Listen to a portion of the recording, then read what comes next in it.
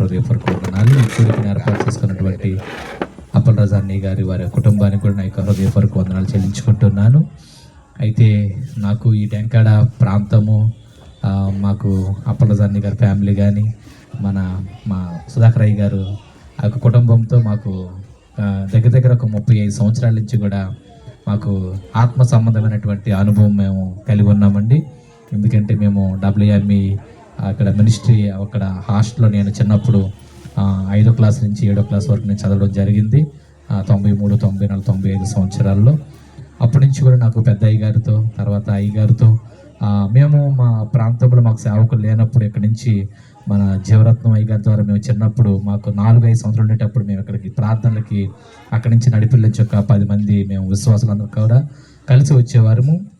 ఇక్కడే మేము 3 రోజుల మీటింగుల పాటు కూడా మేము ఇక్కడే ఉండి ఆత్మీయంగా చాలా బలపడి తర్వాత నేను హాస్టల్కి వెళ్ళి అలా పెద్దవాళ్ళు అయిన తర్వాత మేము మా ప్రాంతంలో ఇక్కడి నుంచి ఒక దైవజనులు వీళ్ళ ద్వారా వేశారు. ఆ పాస్టర్ గారు కూడా మన తాతయ్య గారు మాకు డెంకాడ పేతురు గారు మాకు పాస్టర్ గారుగా వేశారండి. ఆయన్ని వేసినప్పుడు అంటే WME మినిస్ట్రీ ద్వారా ఆయన దగ్గర ఒక 10 సంవత్సరాల పాటు కూడా ఆ కుటుంబంతో మేము సహవాసంగా ఉంటూ ఆత్మీయంగా ఎంతో బాగా కలపడడానికి దేవుడు సహాయం చేశాడు. అలాగే మాకు అప్పల్ రజాని గారి కుటుంబంతో దగ్గర 35 సంవత్సరాల నుంచి కూడా మాకు అనుభవం ఉంది. ఎందుకనంటే ఆయన చదువుకున్నటువంటి రోజుల్లో చుట్టుపక్కల ప్రాంతాలన్నీ కూడా చాలా చక్కగా ఆయన అంత చదువుకొని కూడా ఆ రోజుల్లో అప్పుడు ఇంకా ఉద్యోగం చేయకుండా చదువుకున్నటువంటి టైంలో ఆయన తండ్రి గారితో పాటు బట్టల వ్యాపారం చేస్తూ ప్రతి చుట్టుపక్కల గ్రామాలన్నీ కూడా చాలా చక్కనటువంటి సువార్త చేసేవారండి. అప్పుడు సేవకుల కన్నా కూడా అన్నయ్య చేసే సువార్త చాలా ఎక్కువ ఆ రోజుల్లో చెప్పాలని అంటే ఆ విధమైనటువంటి పరిచయాన్ని బట్టి నేను ఈరోజు సేవకులుగా అయ్యానని అంటే ఈ మధ్యలో నిలబడ్డం నాకు అంత అర్హత లేదు. నిజంగా అయ్యగారి దగ్గర నేను ఒక చిన్న స్టూడెంట్ని, అంత అర్హత లేదు. కానీ నాకు ఈరోజు నిలబడడానికి దేవుడు సేవలు ఉండడానికి నాకు దేవుడు అర్హత ఇచ్చాడు. దాని ముఖ్యంగా నన్ను ఈ విధంగా సేవలోకి రావడానికి కూడా నాకు అప్పల్ రజాని గారే అంటే ప్రాముఖ్యం అనమాట. ఎందుకు అని ప్రాముఖ్యం అని చెప్తున్నాను అంటే నాకు 2010లో మ్యారేజ్ అయిన తర్వాత మాకు అన్నయ్యలు చాలా పరిచయం ఉంది. వివాహం కూడా అప్పుడు మన పేతురు గారు తర్వాత అన్నయ్యలు వీళ్ళందరూ వచ్చి చాలామంది సేవకుల ద్వారా మాకు వివాహం 2010లో జరిగిన తర్వాత నాకు 2011లో ఒక బాబు, 2013లో ఒక బాబు పుట్టిన తర్వాత నా భార్యకు చాలా అనారోగ్యం వచ్చిందండి. చిన్న బాబు పుట్టినటువంటి 3 నెలల తర్వాత నా భార్యకి అనారోగ్యం వచ్చింది. అనారోగ్యం వచ్చిన తర్వాత దగ్గర ఒక 5-6 సంవత్సరాల వరకు కూడా ఆ అనారోగ్యం అనేది పోలేదు. చాలా మేము ట్రబుల్ అయిపోయాం. నేను అప్పటికి మన పైడి భీమవరం రెడ్డి ల్యాబ్లో నేను జాబ్ చేస్తూ ఉన్నాను వర్క్ మ్యాన్గా. నేను ఇంటర్మీడియట్ చదివేసిన తర్వాత అప్పుడు మాకు ఆర్థిక స్థితి బాగాలేక మేము ఆఫ్ చేసేసామండి. తర్వాత నేను అక్కడ రెడ్డి ల్యాబ్లో నేను దగ్గర 12-13 సంవత్సరాలు నేను ఉద్యోగం చేస్తూ ఉన్నాను. అక్కడ చేస్తూ ఉండగా నాకు 2 పిల్లలు పుట్టిన తర్వాత నా భార్యకి చాలా బాగోలేదన్నమాట. చాలా బాగోపోతే ఎన్నో డాక్టర్ల చుట్టూ తిప్పేస్తాం. ఈ శ్రీకాకుళం, వైజాగ్, విజయనగరం చుట్టుపక్కల ఎన్ని ప్రైవేట్ హాస్పిటల్ ఉన్నాయో, గవర్నమెంట్ హాస్పిటల్ ఉన్నాయో అన్ని దగ్గర కూడా మేము ఒక్కొక్క హాస్పిటల్లో 6 రోజులు 4 రోజులు ఉండిపోయాం. వైజాగ్ NRI, క్విన్స్ NRI కావచ్చు, తర్వాత KGH కావచ్చు, తర్వాత వైజాగ్లో మాకు తెలిసి చాలా హాస్పిటల్ అనమాట.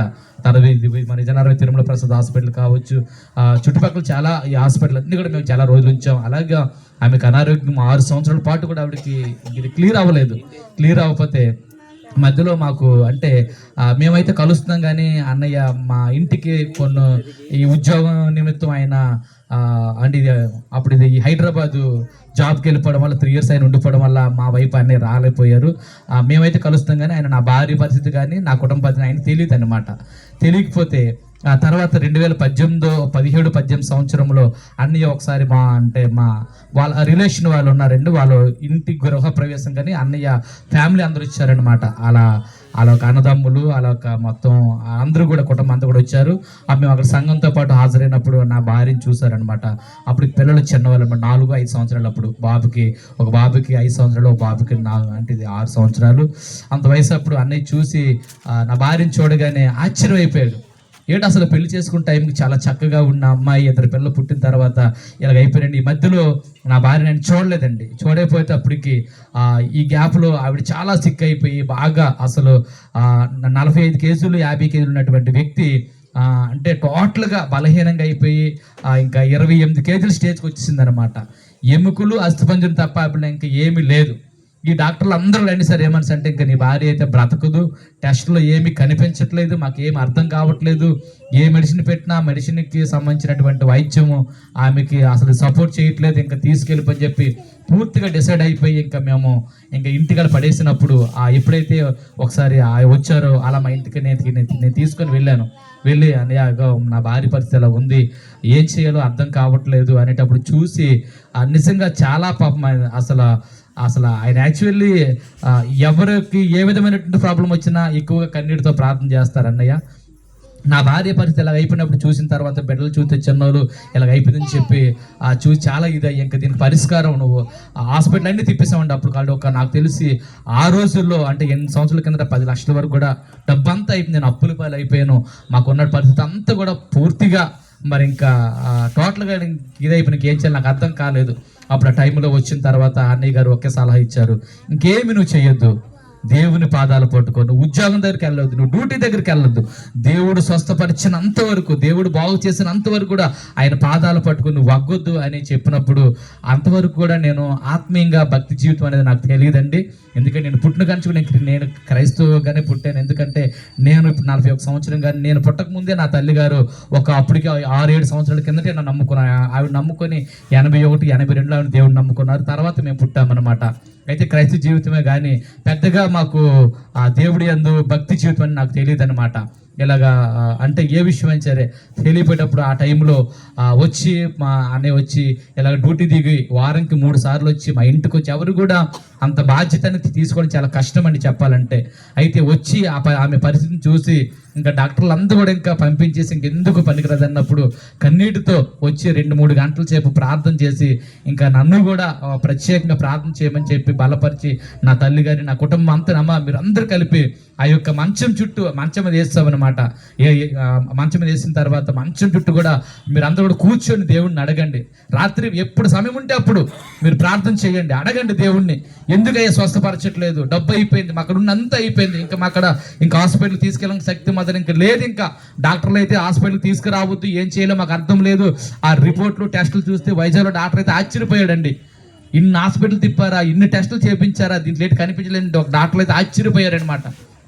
అయితే అప్పుడు మంచం చుట్టూ కూడా ప్రార్థన చేసి అన్నయ్య కూడా మాతో పాటు ప్రార్థన చేసి కన్నీటితో ఏడవడం అనేది మొదలు పెట్టామన్నమాట.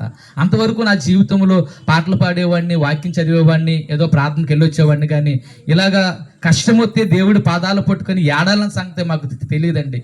అదే అప్పుడు నిజంగా ఏడ్చేటప్పటికి ఆ విధంగా ప్రార్థన చేస్తూ అన్నయ్య గారు వారానికి 3 రోజులు తప్పకుండా వచ్చేవారు.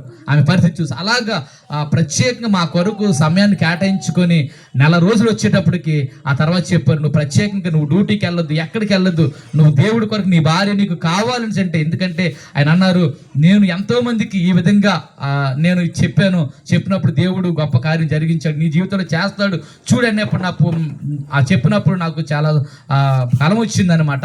అప్పుడు నిజంగా దేవుడు పాదాలు పట్టుకొని ఆ విధంగా నేను దేవుని ప్రార్థన చేస్తాను, మా కుటుంబం అంతా కూడా దేవుడు ప్రార్థన చేస్తున్నప్పుడు 4 రోజులు అయ్యేటప్పటికి ఆమెకి దేవుడు గొప్ప స్వస్థ ఇచ్చాడు. ఆమె ఏడుపు అన్నమాట, అన్నయ్య చూడగానే ఏడుపు. ఎందుకంటే ఆమెకి మొత్తం బాడీ అంతా కూడా కాయిల్లాగా అయిపోయి పోట్లు వచ్చేసేయండి మొత్తం అంతా కూడా. డాక్టర్లకి దానికి ఏం వైద్యం వల్ల అసలు ఇంకా మనకి అర్థమయ్యేది కాదు. ఇంకా ఆ బాధ చూడలేక మేమందరం కూడా మాతో పాటు అన్నయ్య అందరం కూడా ఏడ్చి చేస్తే 4 రోజులు అయిన తర్వాత పూర్తిగా ఆమెకి లేవడం ఇంకా లేచి ఆమె పని చేసుకొని ఆ బాధల నుంచి ఇంక విడుదల కలిగించి అంతవరకు కూడా నేను చెప్తున్నాను. అంటే అసలు దేవుడి సన్నిధిలో ఏడిస్తే దేవుడు ఇంత కార్యం చేస్తున్న సంగతి మాకైతే నీకు తెలియదండి. నాకైతే ఆ భక్తి జీవితం అనేది అప్పుడు అన్నయ్య చెప్పాడు, ఎప్పుడైతే 1 నెల అయిందో, 2 నెలలు అయిందో, 3 నెలలు అయిందో అలాగ ఆటోమేటిక్గా ఆమెలో ఆ శక్తి, ఆ బలము, ఆ ఆరోగ్యం వస్తూ ఉంటప్పుడు నిజంగా 3 నెలలు అయ్యేటప్పుడు పరిపూర్ణ ఆరోగ్యం వచ్చింది. అప్పుడు నాకు చెప్పారు, అన్నయ్య ఎంతవరకు నీ జీవితంలో కొన్ని లక్షల రూపాయలు అయిపోయింది, ఇంకా నీ జీవితంలో ఎన్నో ఇంకా పోగొట్టుకొని ఉన్నావు, కాబట్టి ఈ రోజు నుంచి కూడా నువ్వు దేవుడి సేవ కొరకు నువ్వు సమర్పించుకొని దేవుడి పనిలో ఉంటానని చెప్పి నువ్వు వాగ్దానం చేసుకో, నీ భార్య బాగుంటుంది, నీ బిడ్డలు బాగుంటుంది, నీ కుటుంబం బాగుంటుంది అని చెప్పినప్పుడు నేను అక్కడి నుంచి కూడా దేవుని సేవ కొరకు సమర్పణ చేసుకొని ఆ రోజు నుంచి కూడా నేను రెడ్డిస్లో ఉద్యోగం నేను రిజైన్ చేసేసి కొంత సెటిల్మెంట్ వస్తే నేను ఆ రోజుల్లో 6 లక్షల సెటిల్మెంట్ నేను తీసుకొని ఇంకా ఆ పని మానేసి ఇంకా నేను అప్పటి నుంచి కూడా దేవుడి పనిలో రావడం జరిగిందండి. అయితే ఇప్పుడు ఈరోజు కొప్పెల్ల ప్రాంతంలో నేను పరిచయం చేస్తూ ఉన్నాను. దేవుడు ఒక 10 మంది చిన్న సంఘమే కానీ ఈరోజు మమ్మల్ని దేవుడు నా భార్య విషయంలో దేవుడు గొప్ప కార్యం జరిగించాడు.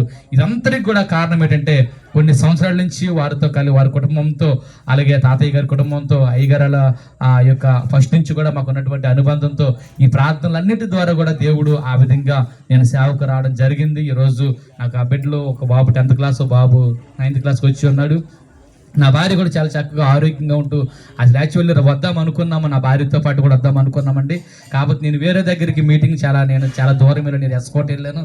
వచ్చేటప్పుడు చాలా ఆలస్యం అయిపోయింది. నేను వాళ్ళ చుట్టాల తాలూకా ఇంకొక ఆయన వద్దాం అనుకున్నా.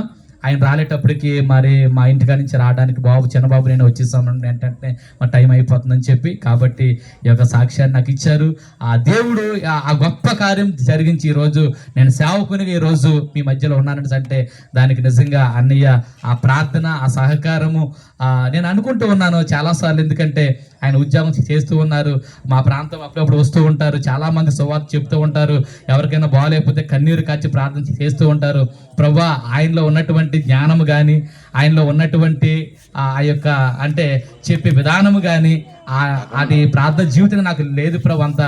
కానీ ఈరోజు నన్ను సేవకుడిగా ఎందుకు ఇలాగా నిలబెట్టావో నాకు అర్థం కాదు అని చెప్పి నేను ప్రార్థన చేస్తుంటానండి. కానీ అంటే ఏ అర్హత లేనటువంటి నాకు నిజంగా దేవుడు ఎప్పుడైతే ఆ కార్యం జరిగించాడో అప్పటి నుంచి ఇంకా నేను ఇంకా ఉద్యోగం మానేసి నేను దేవుడి సేవ కొరకు సమర్పించుకున్న తర్వాత ఈరోజు నా పరిచర్య కానీ నా కుటుంబం కానీ దేవుడు చాలా చక్కగా ఉంచాడు. కాబట్టి ఈరోజు నేను ఆ యొక్క పరిచయం నేను ముందుకు వెళ్తూ ఉన్నాను. కాబట్టి నా కొరకు ప్రార్థన చేయండి. మేము కొప్పల ప్రాంతంలో మేము సేవ చేస్తూ ఉన్నాం. ఈ అవకాశం ఇచ్చినటువంటి అయ్యగారికి, అన్నయ్య గారి కుటుంబానికి కూడా నా యొక్క హృదయపూర్వక వందనాలు చెల్లించుకుంటున్నాను. ఈ నా మాటలను ముగిస్తూ ఉన్నాను. దేవుడికి వందనాలు.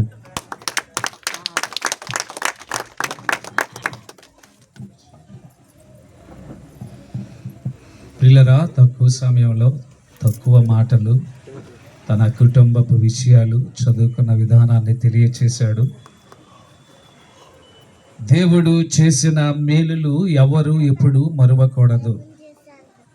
Baptist, Lutheran, CSI, CNI, CNR, Godavari delta mission ఇలాంటి చర్చెస్లో సాక్ష్యాలు చెప్పటానికి సమయం ఇవ్వరు. ఒకవేళ సాక్ష్యం చెప్పాలి అని అంటే ఈ వారం సంఘ పెద్దలకి అర్జీ పెట్టుకుంటే